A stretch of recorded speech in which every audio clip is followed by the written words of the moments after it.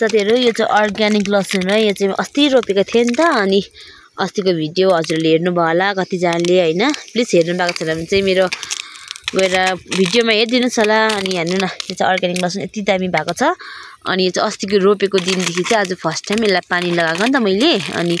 पानी चाहिँ यति मजाले लाग्दिसक्यो यिनीहरुमा चाहिँ हातले हालेको पानी चाहिँ पाइपले अनि हेर्नु न यस्तो दामी भइसकेको छ यो लसुन चाहिँ टक्कसँगले अनि यो चाहिँ अर्ग्यानिक हो नि त यो लसुन चाहिँ यसमा चाहिँ के लागेको छैन अनि उपर हेर्नुस् साथीहरु यहाँ मेरो फूल पनि दामी फुलेको छ यसको मैले म भिडियो बनाउँछु फाल्टै